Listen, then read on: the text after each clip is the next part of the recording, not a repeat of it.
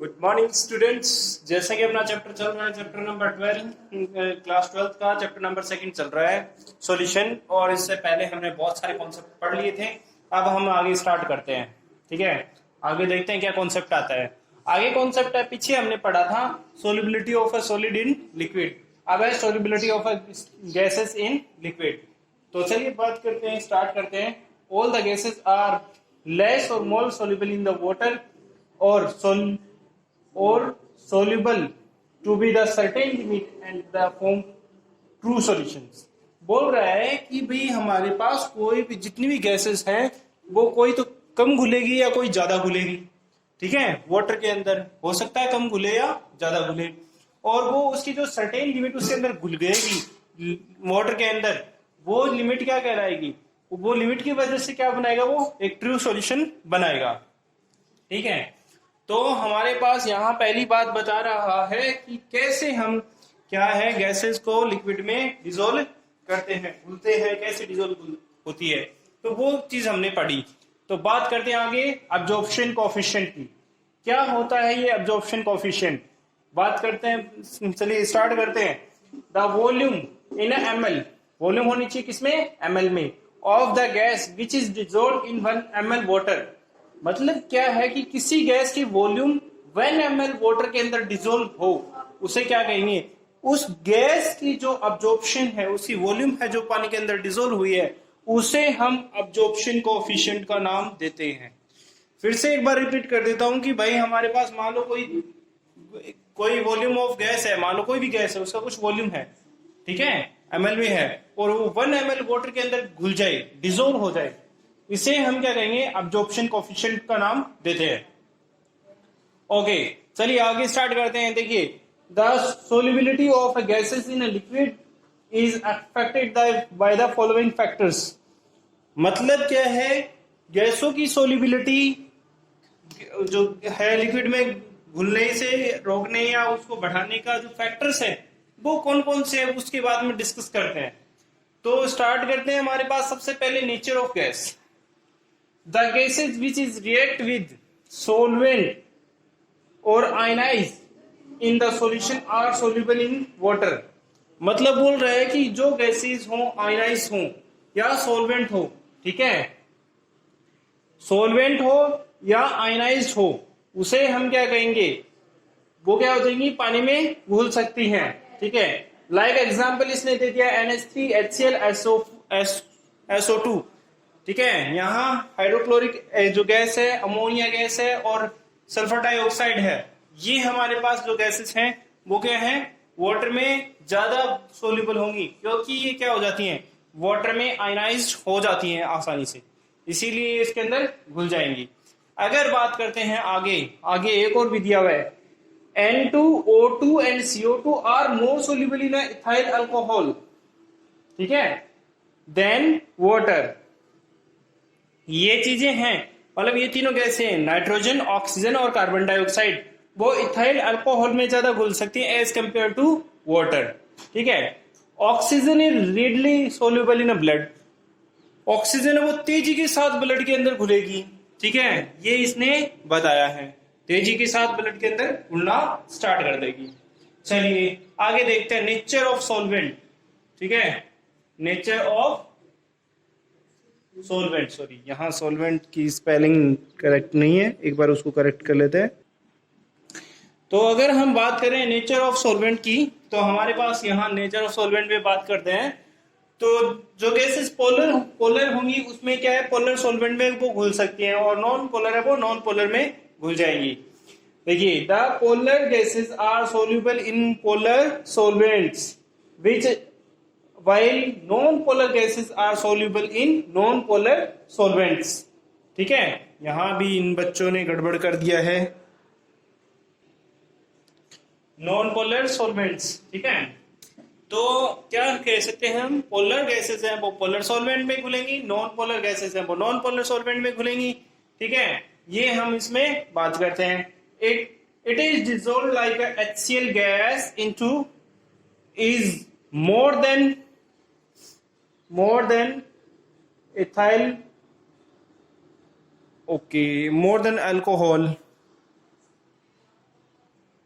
यहाँ हमारे पास एक एग्जांपल दिया है कि अगर मान लो हम बात करते हैं HCl गैस की, तो वो क्या होगी, मोर सोल्यूबल होगी water in water than liquid benzene. मतलब क्या कह रहा है कि जो HCl है वो क्या है, उस पानी में ज्यादा घुलेगा as compare to liquid benzene. तो आपको मैंने अभी यहां बताया कि solubility of gases in liquid, और उसमें हमें पता चला कि क्या होता है कि गैसें हैं वो आयनाइज हो जाती हैं सोलवेंट, और जितनी ज्यादा आयनाइज होंगी उतनी सोल्युबिलिटी उनकी ज्यादा होगी। ठीक है, फिर आया हमारे पास अब्जॉर्प्शन कोफिशिएंट। उसकी बात उसने कही कि ml में हमारे पास कोई वॉल्यूम है कोई गैस की, और 1 ml वाटर के अंदर वो घुल जाए, ठीक है, तो उसे हम क्या कहेंगे, अब्जॉर्प्शन कोफिशिएंट कहेंगे।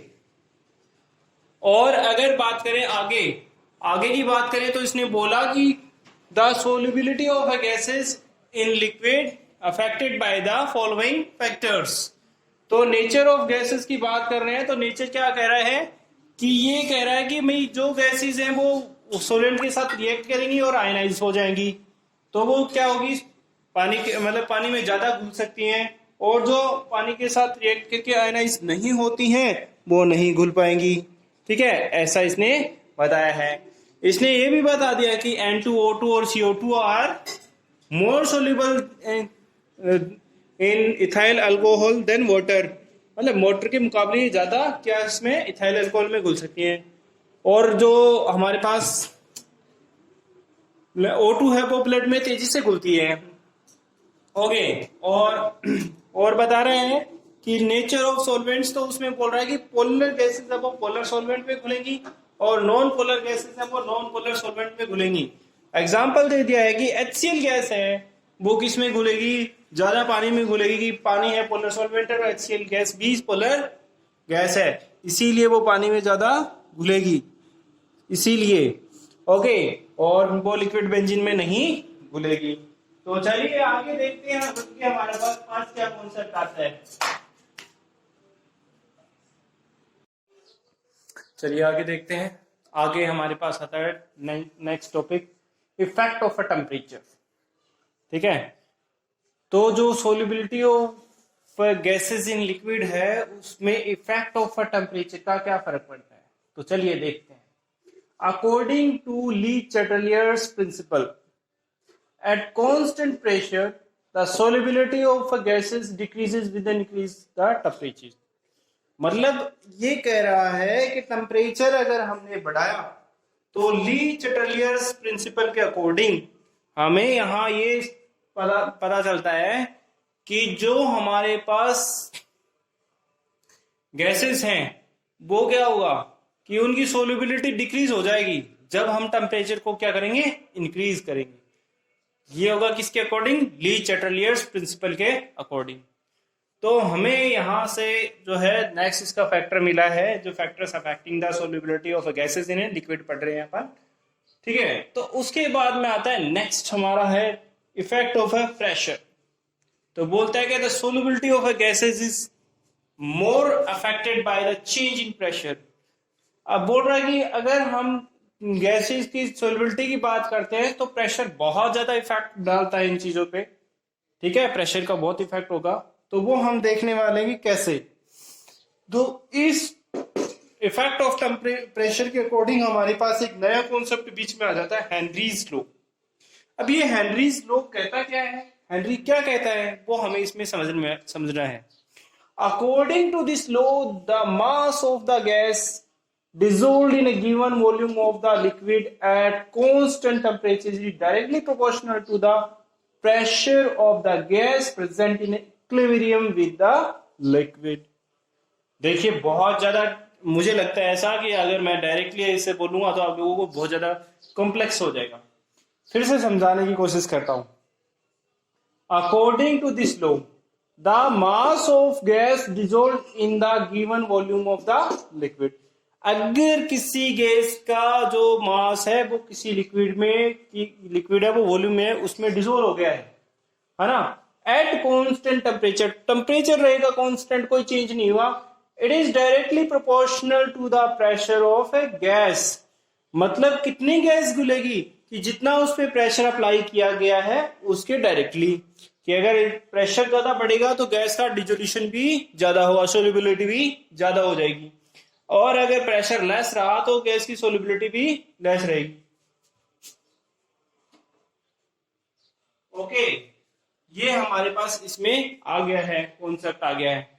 ठीक है, आगे बोलता है कि इक्विलिब्रियम विद द लिक्विड, है ना, इक्विलिब्रियम विद द लिक्विड, अगर इक्विलिब्रियम स्टेब्लिश करेगा लिक्विड के साथ। ठीक है, तो ये हमें ध्यान रखना है यहाँ कि कोई गैस जो है उसका मास है वो किसी गिवन वॉल्यूम ऑफ लिक्विड में कांस्टेंट टेम्परेचर पे तभी उसमें डिजोल्व हो सकता है, सोल्यूबल हो सकता है, कब, जब हमें टेम्परेचर उसका कांस्टेंट रखना पड़ेगा, और क्या है, प्रेशर है वो डायरेक्टली प्रोपोर्शनल होगा उसके अप्लाइड इक्विलिब्रियम के डायरेक्टली। ठीक है ना, तो वो हमें इस बात का ध्यान रखना है। आगे हमारे पास इसको और अच्छे से समझने के लिए मैं आपको बताता हूं, if the mass of a gas is m which is dissolved in the unit volume of the solvent pressure P,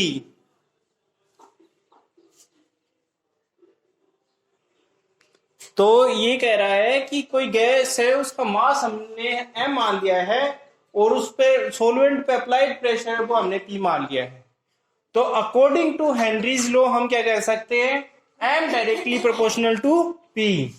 जैसा कि इसमें बोला था कि किसी गैस का मास है वो वॉल्यूम, किसी लिक्विड में जो लिक्विड है उसका वॉल्यूम है उसके डायरेक्टली प्रोपोर्शनल होगा किसके, प्रेशर अप्लाइड, है ना, प्रेशर जो अप्लाई कर रहे हैं उसके डायरेक्टली प्रोपोर्शनल होगा। तो यहाँ जो गैस जो है वो गैस का मास कितना हो गया m और प्रेशर क्या हो गया P, तो इसीलिए हम क्या कह सकते हैं, m directly proportional to P। अब इसको हम प्रोपोर्शनलिटी के सिंबल को हमने यहाँ KH लिख दिया है। KH का मतलब क्या है, हेनरीज कांस्टेंट, KH का मतलब क्या है, हेनरीज कांस्टेंट। अब ये हमारे पास हेनरीज लॉ है, आप लोगों को ये याद रखना पड़ेगा बहुत अच्छे तरीके से और बहुत ही इंपॉर्टेंट है। अब आगे इसका डेरिवेशन देखते हैं कि क्या है, चलिए आगे देखते हैं। आगे हमारे पास है वो, अगर बात कर रहे हैं अपन तो क्या होगा यहाँ, जैसे हमें पता है कि हमने अभी तक जो कॉन्सेप्ट किए हैं उसके बेसिस पे हम ये कह सकते हैं कि हमारे पास जो भी रिएक्शंस होनी है, केमिकल रिएक्शंस होनी है उसकी बात कर रहे हैं अपन। तो यहाँ हमारे पास क्या कहा है इसने, मतलब पीछे वाले कॉन्सेप्ट से तो हमारे पास ये साफ हो गया कि अगर मास और प्रेशर के बीच में हम एक रे मतलब ग्राफ बनाएंगे तो वो स्ट्रेट लाइन ऑब्टेन करेगा। ठीक है, फिर आगे बोलता है when more than one gases together are come to in the contact with solvent, मतलब एक से ज्यादा गैसें होंगी और वो एक साथ दूसरे के कांटेक्ट में आएंगी, then the amount of solubility मतलब उस गैस की अमाउंट जो सोल्युबिलिटी है, each gas is directly proportional to its partial pressure.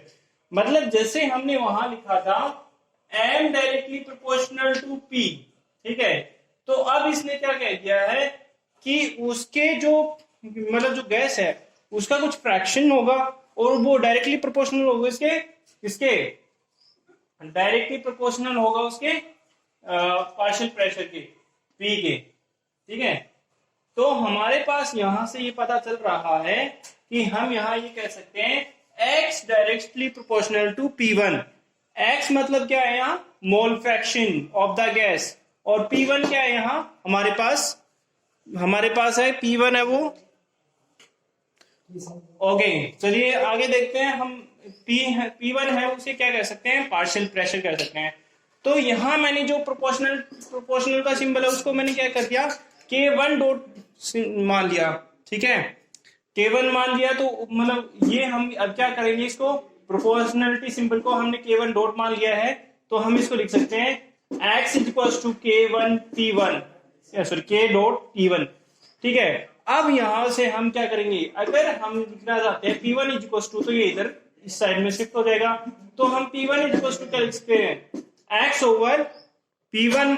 तो हमें पीछे वाले जो इक्वेशन है जो क्या थी, m directly proportional to P, वहां से हमें यहां ये मिल रहा है कि हम यहां क्या कह सकते हैं, P इज इक्वल्स टू के एक्स, के का जो वैल्यू है वो क्या होगा 1 ओवर क्या होगा 1 ओवर के डॉट, जो हमें क्या किससे मिला था, पीछे वाली इक्वेशन से मिला था। Eight constant temperature, constant pressure, the volume of a gas is soluble in not affected by the solution। मतलब क्या रहे कि दो कांस्टेंट टेम्परेचर पे ना प्रेशर का वॉल्यूम पे कोई ज्यादा इफेक्ट नहीं पड़ने वाला है। अब हमारे पास उसके बाद में एक नया कॉन्सेप्ट आ गया, let m gram of the gas, मतलब कोई भी हमारे पास m ग्राम ऑफ गैस है, of molecular weight is m, मतलब उसका मास अगर हम कह सकते हैं m ग्राम है और उसका मोलिकुलर वेट है वो m है, ठीक है। टेम्परेचर है वो T है, वॉल्यूम है वो V है। Come in the soluble in the certain volume, मतलब कह रहा है कि किसी सर्टेन वॉल्यूम के अंदर वो घुल सकता हो। At solvent at equilibrium pressure, मतलब उसका जो इक्विलिब्रियम प्रेशर है या पार्शियल प्रेशर जो कह सकते हैं, इक्विलिब्रियम प्रेशर ही कहेंगे, वो हमारे पास P है। देन आइडियल गैस इक्वेशन, अब बोल रहा है कि अगर हमें इस कॉन्सेप्ट को पूरा करना है, effect of the pressure in the soluble या solubility of gases in liquid की, तो हमें क्या करना पड़ेगा, ideal gas equation formula apply करना पड़ेगा। चलिए देख लेते हैं एक बार फटाफट वो भी क्या है। देखिए पीछे हमने सारी इक्वेशंस पढ़ ली, हेनरीज लॉ और वो सब हमने पढ़ लिया है। अब जो है आइडियल गैस इक्वेशन है उसको प्रूव करने का टाइम आ गया है। अब आइडियल गैस इक्वेशन है वो कैसे प्रूव करेंगे, हमारे पास यहाँ है PV = nRT और यहाँ PV अगर n है उसको हमने मोल फ्रैक्शन के अकॉर्डिंग हमने ये ले लिया, ठीक है, small over capital M RT ले लिया। तो हमसे इसको आगे यहाँ से कैसे लिख सकते हैं, P = small m over P dot RT over capital M। According to Henry's law at constant temperature P m over P constant volume, ये हमारे पास आइडियल गैस इक्वेशन है वो पुट हो गई है। अब हम बात करते हैं आगे हमारे पास आता है लिमिटेशंस ऑफ हेनरीज लॉ। तो ये बोलता है कि जो प्रेशर है वो ज्यादा हाई नहीं चाहिए है, जो टेम्परेचर है वो ज्यादा लो भी नहीं चाहिए है, गैस है वो क्या है केमिकली रिएक्ट, क्या कह रहा है, gas does not react chemically with the solvent and also does not associate and ionise, मतलब ना तो वो केमिकली रिएक्ट करेगी, ना डिसोसिएट होगी, ना आयनाइज होगी, कुछ भी नहीं होना चाहिए, ऐसा कुछ भी नहीं होना चाहिए। गैस अपने आप में एग्जिस्ट रहेगी, उसमें घुल जाएगी। The solubility of a gas is lesser than solvent means that the solution is dilute. अगर बोल रहा है कि अगर गैस हमारी कम घुली है सॉल्यूशन में, सॉल्वेंट में, तो हम यहां से ये कह सकते हैं कि हमारे पास जो भी सॉल्यूशन है वो क्या है, वो हमारे पास डाइल्यूट सॉल्यूशन है। इसलिए क्या कह सकते हैं अपन, हमारे पास जो भी सॉल्यूशन बना है वो डाइल्यूट है। तो ये आज का कॉन्सेप्ट हमने सारा पढ़ लिया है। आज मैंने हेनरीज लॉ और solubility of a gas in liquid ये सब आपको बता दिया है, ठीक है, ओके। तो आज का कॉन्सेप्ट है मेरी तरफ से इतना ही है। Okay bye, have a nice day everyone and well wish to everyone also.